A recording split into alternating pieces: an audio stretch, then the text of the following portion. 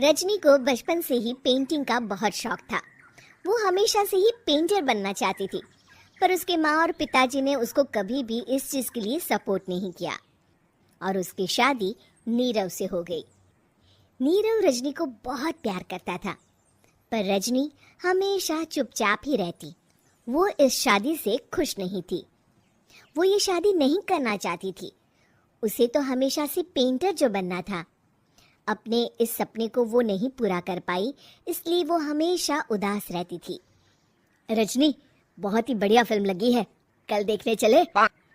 नहीं जी, कल मुझे बहुत काम है, मैं नहीं जा पाऊंगी। अच्छा तो कोई बात नहीं, संडे को चलते हैं। देखिए, मुझे फिल्म देखना पसंद नहीं है। आपको जाना है तो चले जाइए।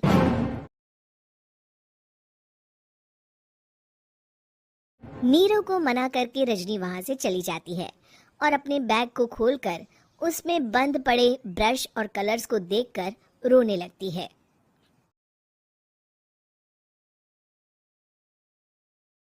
रजनी, चलो ना कहीं बाहर खाने चलते हैं, कुछ तुम्हारी पसंद का। जी, मुझे नहीं जाना, मेरी तबीयत ठीक नहीं है। रजनी वहां से चली जाती है। नीरव को समझ नहीं आता कि रजनी उससे इतना दूर क्यों रहती है। वो जब भी उसके साथ वक्त बिताना चाहता है, रजनी कोई ना कोई बहाना बना देती है। एक दिन घर पर कोई नहीं था। रजनी घर का सारा काम जल्दी से खत्म कर लेती है। घर पर अकेले होने के कारण वो सोचती है कि वो आज पेंटिंग करेगी। वो अपने कमरे में जाकर पेंट ब्रशेस और कलर्स निकाल कर जैसे ही कलर मिक्स कर रही होती है कि दरवाजे पर बेल बज जाती है। अब कौन आ गया इस वक्त? इतनी मुश्किल से तो मुझे पेंट करने का मौका मिला है। रजनी दरवाजा खोलती है तो उसकी सास अपनी सहेलियों के साथ खड़ी होती है और सब घर के अंदर आ जाते हैं।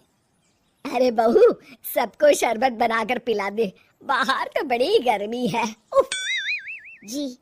रजनी पेंट ना कर पाने से उदास हो जाती है।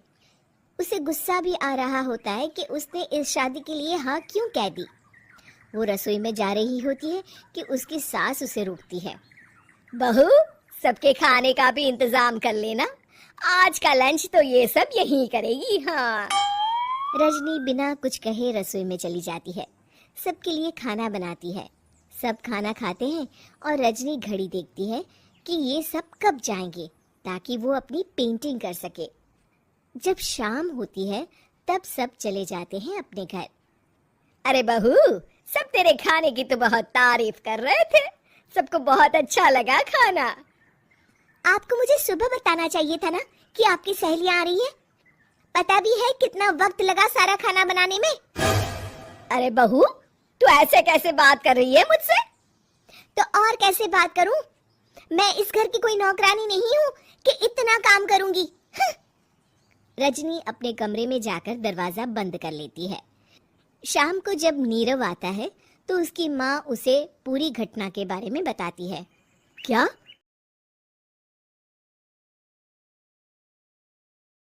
रजनी ने आपसे इस तरह बात की माँ? हाँ, और पता नहीं उसे क्या हो गया है, शाम से बाहर भी नहीं आई है। मैंने तो कई बार आवाज दी, खाना भी नहीं खाया उसने। तू ही बात करके देख ले बेटा। नीरव अपने कमरे का दरवाजा खटखटाता है। रजनी, दरवाजा खोलो, मैं हूं। रजनी दरवाजा खोलती है और फिर वापस जाकर अपने बिस्तर पर लेट जाती है। रजनी, माँ से बात करने का ये क्या तरीका है?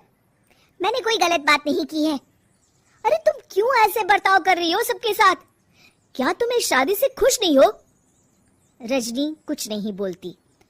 अरे बताओ मुझे रजनी, क्या ये शादी तुम्हारी मर्जी के खिलाफ हुई है? हाँ, मैं ये शादी कभी नहीं करना चाहती थी। तुमसे क्या, मैं किसी से भी शादी नहीं करना चाहती थी। रजनी रोने लगती है। चुप हो जाओ रजनी, बताओ मुझे, तुम क्यों नहीं करना चाहती थी शादी? रजनी बेड के नीचे से अपने पेंटिंग्स, कलर्स, ब्रश, पेपर्स निकालती है। इतने में उसकी सास भी कमरे में आ जाती है। ये देख रहे हो, ये थे मेरे सपने। मैं पेंटर बनना चाहती थी, पर माँ पापा ने कभी सपोर्ट नहीं किया और मेरी शादी करवा दी। मेरे सारे सपने टूट गए। हर वक्त बस गुस्सा आता रहता है मुझे। मैं जानती हूँ कि आप लोगों की इसमें कोई गलती नहीं है, पर मैं क्या करूँ, मुझे समझ में नहीं आता।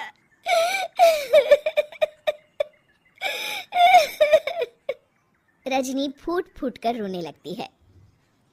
मुझे माफ कर दीजिए, आप दोनों के साथ मैं बहुत बुरा बर्ताव कर रही हूँ।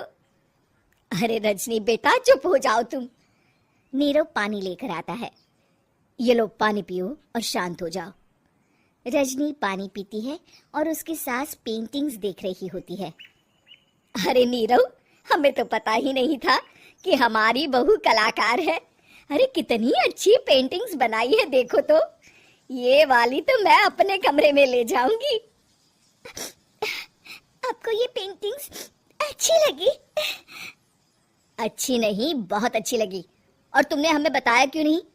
तुम जब चाहे पेंटिंग कर सकती हो रजनी। हम तुम्हारे सपनों को पूरा करने में तुम्हारा पूरा साथ देंगे। हाँ बेटा, हम कला की कद्र करते हैं।